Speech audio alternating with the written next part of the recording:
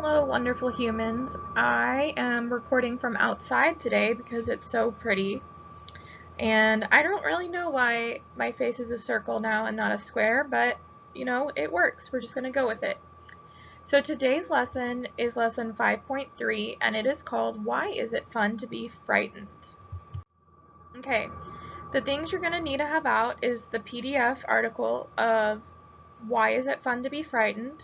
Your notes, and then at the end we're going to be taking a Microsoft Forms exit ticket. So today's objectives, students will be able to analyze the author's purpose in writing specific texts and word choice, and students will be able to identify the central idea of a text. At the end of today, your output is going to be the exit ticket using Microsoft Forms called Why Is It Fun to Be Frightened? So I want you to think about the things that make you scared. I put pictures of the things that make me scared in the video here. As you can see, I really don't like spiders.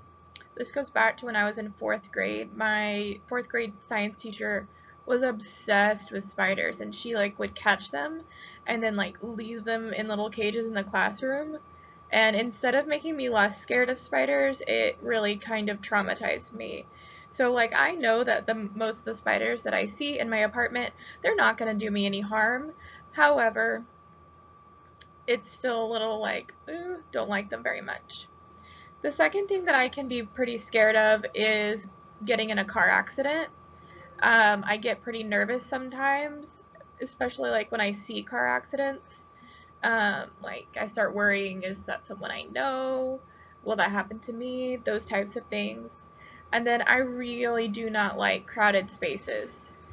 So really, really crowded elevators or big events with lots and lots of people, just not really my jam. The second question I have for you is, do you like to watch scary movies? Miss Tolson hates scary movies.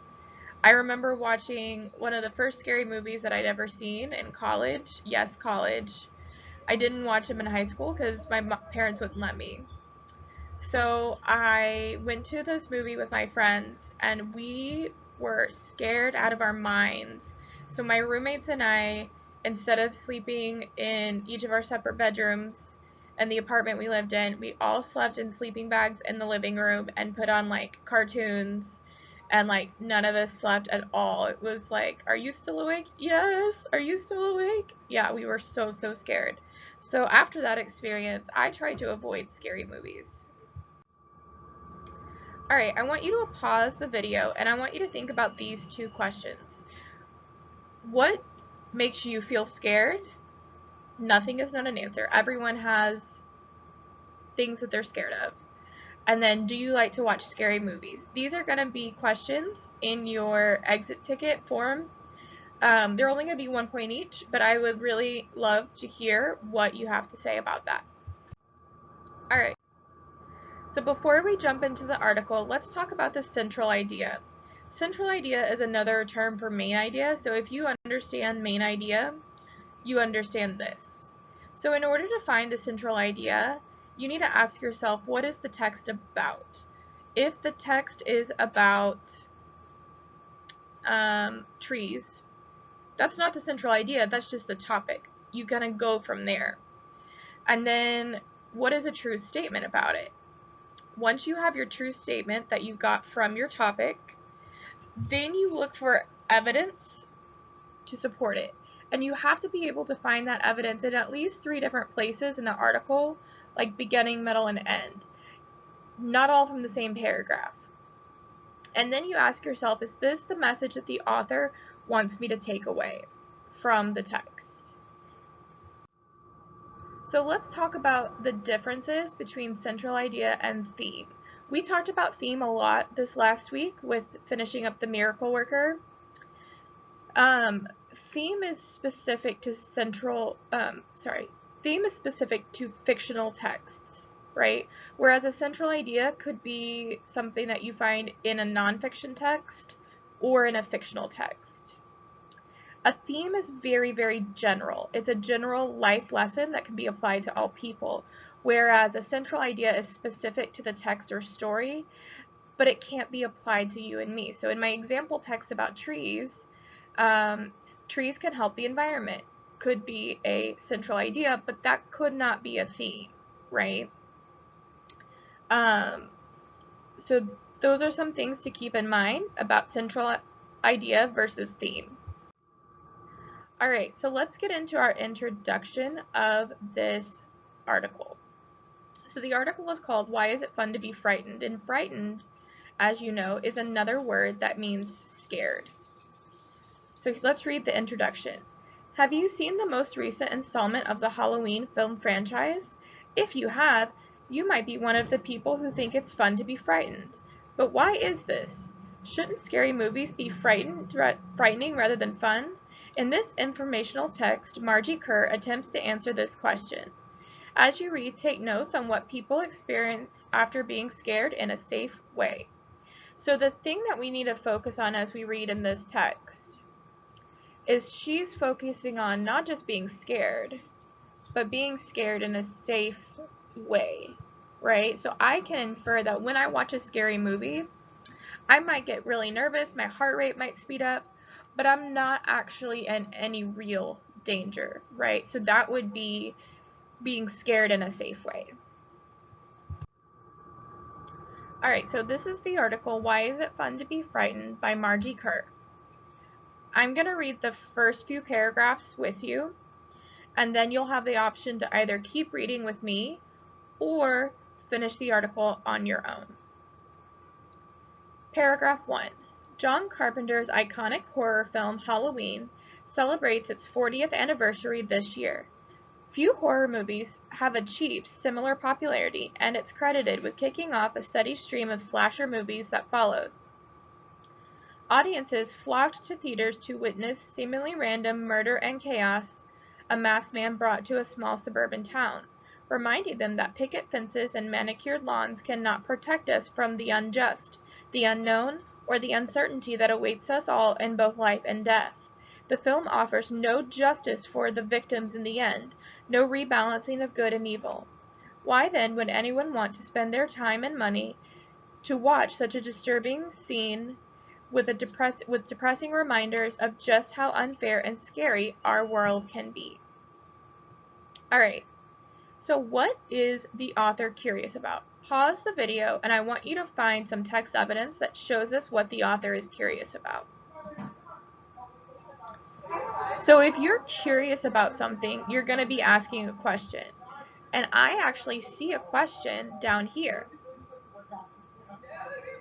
Why then would anyone want to spend time and money watching such disturbing scenes with depressing reminders of just how unjust and fair or scary our world can be? Sorry, the neighbor dogs are barking. That's kind of one of the issues with recording outside. But that's okay. We will keep going. So I know that the author is curious, is like, why are people spending money to watch these scary movies if they are so scary and disturbing and show us how scary the world can be?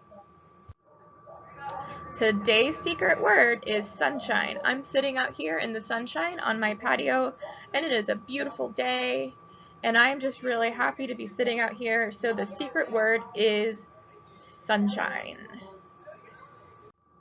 Alright, let's keep reading. I've spent the last 10 years investigating just this question, finding the typical answer of, because I like it. It's fun, incredibly unsatisfying. So what I think, like, a lot of people tell her, like, I like scary movies because they're fun. And people, like, she's like, that's just not a good answer. Like, I want to know more than that. I've long been convinced that there's more to it than the natural high or adrenaline rush many describe.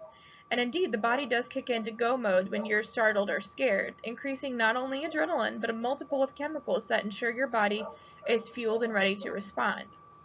So, like, if you're watching a scary movie and your heart starts racing, that's adrenaline. And it's not, she's saying it's not just adrenaline, but there are lots of chemicals that start working in overdrive when you're scared. That still doesn't explain why people would want to intentionally means on purpose, scare themselves though. As a sociologist, I've kept asking, but why? After 2 years of collecting data in a haunted attraction with my team, we found that the gains from thrills and chills can go further than a natural high. So what did the author learn from her study about fear? Pause the video. I want you to find some text evidence that shows you this answer. All right. So you might have highlighted, we found gains from thrills and chills can go further than a natural high. What does that mean? If there is a gain, that means something you get out of it. So when people say they like to be scared or they like scary movies, they're actually getting something out of it. And so the rest of this article is going to talk about what people get out of the experiences of being scared either in a haunted house or from watching a scary movie. Alright, at this point you can either pause the video and work on your own, or you can keep going and we'll finish reading the article together and I will walk you through some of the exit ticket questions. Alright, let me get my highlighter back. Studying fear at a terrifying attraction. To understand what makes fear fun, we needed to gather data. We set up a mobile lab in the basement of an extreme haunted house outside Pittsburgh, Pennsylvania. This adults-only extreme attraction went beyond the typical startling lights and sounds and animated characters found in a family-friendly haunted house. Over the course of 35 minutes, visitors experience a series of intense scenarios with unsettling characters and special effects. They were also touched by the actors, restrained, and exposed to electricity. It was not for the faint of heart. For our study, we recruited 262 guests who wanted to go through the haunted house. Before they entered, each person completed a survey about their expectations and how they were feeling. We had them answer the same survey again after they left the haunted house. So, okay, the way they conducted this study is by having people do a before survey and an after survey. And that's actually really, really common when you're conducting a survey or a study. You want to know how people feel or what they think before their experience and after. We also use technology to monitor people's brain waves and heart rate. Ooh, that's interesting. As they completed tasks 15 minutes before and 15 minutes after going through the haunted house. After leaving the haunted house, guests were happier, felt less anxious and tired. In fact, those who rated the experience as highly intense and scary were the happiest. People also reported feeling that they challenged their fears and learned about themselves. That's going to be an important thing to keep in mind. Alright, we're almost done. Coming out stronger on the other side. Our findings suggest that going through extreme haunted attraction provides benefits similar than choosing to run a 5K race or tackling a difficult climbing wall. There's a sense of uncertainty, physical exertion, and challenge to push yourself, and eventually achievement when it's over and done with. Fun, scary experiences could shift. What does shift mean? You know this. Shift means change. Shift means to change. To shift or change our perspective on what is stressful and even provide a confidence boost. Okay, that's interesting. So I might come out of this experience more confident in myself and in my ability to tackle my fears. After watching a scary movie or going through a haunted attraction, other things seem like no big deal in comparison. So if I watch a scary movie or go through a haunted house where I see lots and lots of scary things, that spider that I run into may not be as big of a deal. Movies like Halloween allow people to tackle fears in a safe environment that just feels dangerous. So it's not actually dangerous, it just feels dangerous. Choosing to do fun, scary activities may also serve as a way to practice being scared, building greater self-knowledge and resilience. Remember, resilience means not giving up.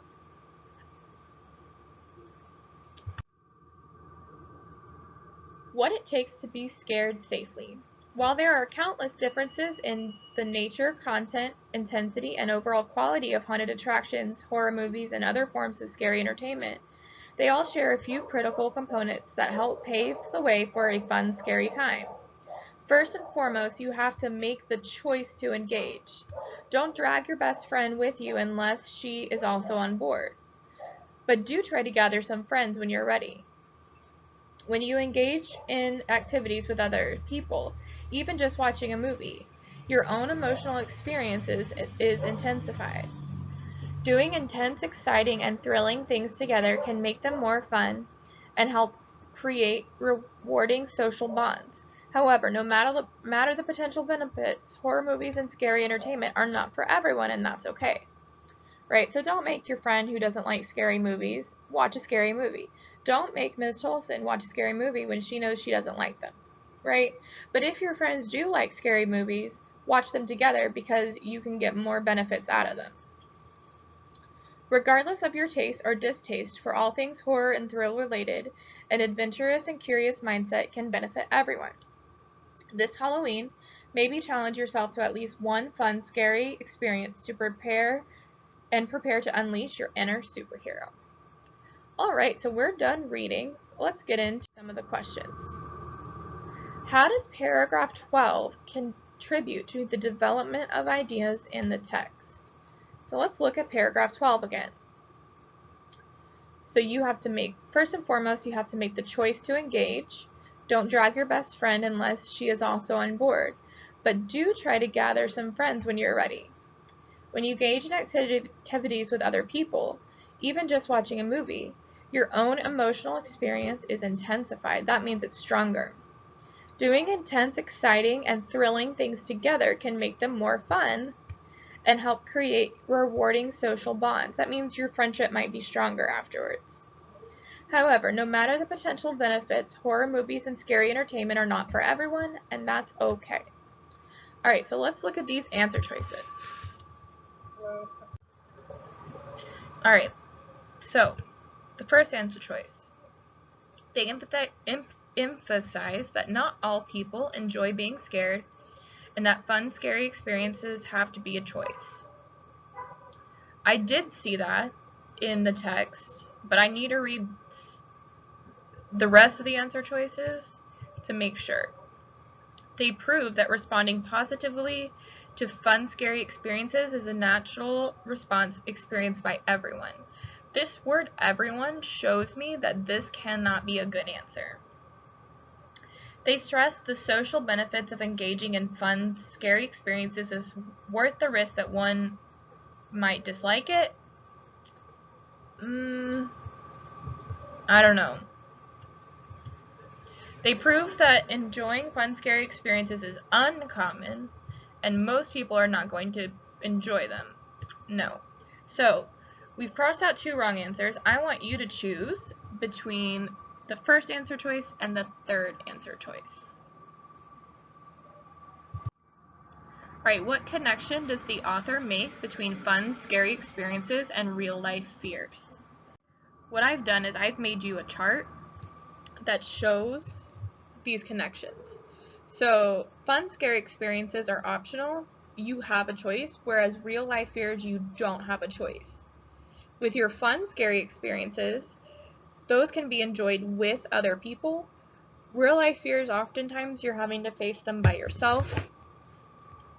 Fun, scary experiences allow people to tackle fears in a safe way, but real-life fears don't always feel safe.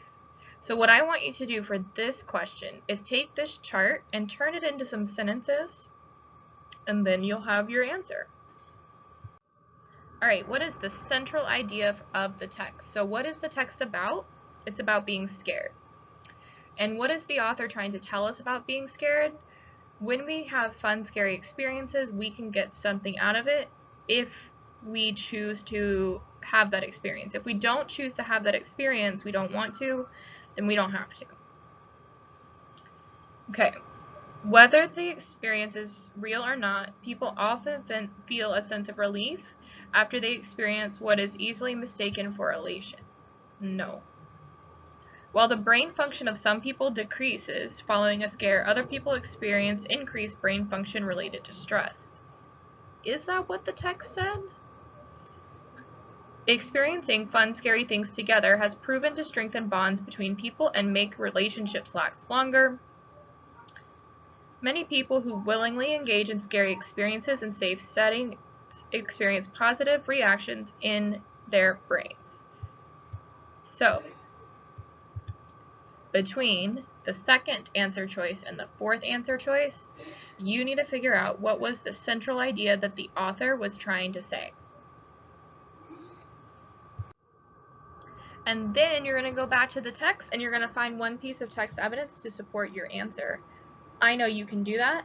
Literally all you have to do is find at least one sentence that supports your answer for the previous question and write down the words from the text in the box. Make sure you put quotation marks around it. Guys, I want you to know how much I miss you.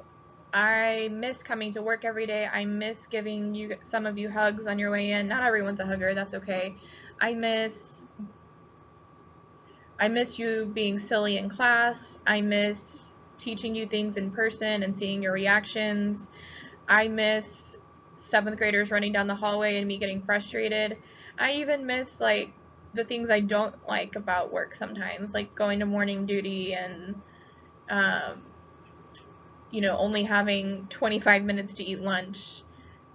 I miss all of that, and I miss you guys so much. And I just want you to know that I love you. Be good. Have a wonderful day, and I'll see you soon.